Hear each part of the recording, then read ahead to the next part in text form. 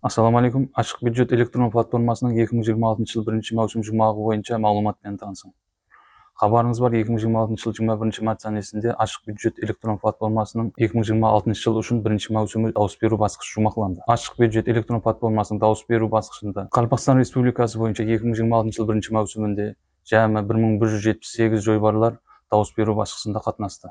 Дауыс беру басқышында қатынасқан 1178 жойбарлардың 635 жойбары автомобиль жолдары оңлау бойынша. Бұл болса, жамы келіп түскен жойбарлардың 54%-ын құрайды. Өткен 2025 жыл 1 маусымында назар салатын болсақ, дауыс беру басқышында жамы 1731 жойбарлардан 784 автомобиль жолдарын, яғни 45% жамы жойбарлардан келіп түскен болса, сондан 8% бөлігі ғана жеңімпаз болып, 89 жойбарларда жұмыстар алып барылды. Дауыс беру басқышында 2026 жыл 1 маусымда қатынасқан 1178 жойбарлардың 119 жойбары жеңімпаз табылды.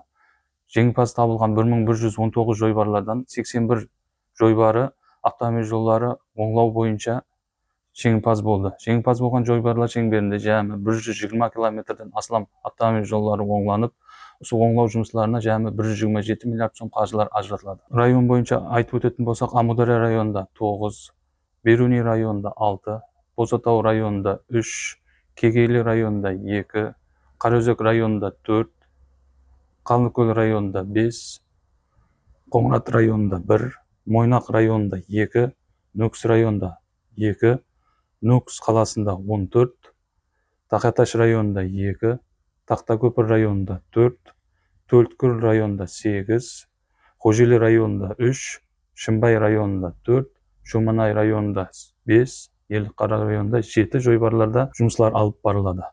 Бүгінгі күнде сол жеңімпаз жойбарлардың жойбар смета құжаттарын ісілеп шығушы карханаларды анықтау мақсатында тендер саудаларына қою жұмыстары алып барылмақта.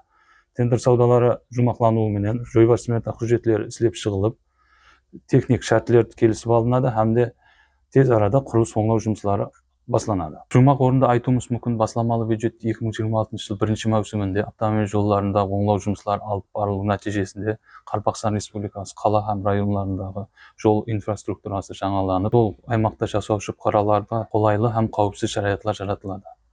Сондай-ақ тек қана халықтың тұрмыс сапасын көтеріп қоймастан, аймақлардың транспорт һәм логистика имканиятларына кеңейеді.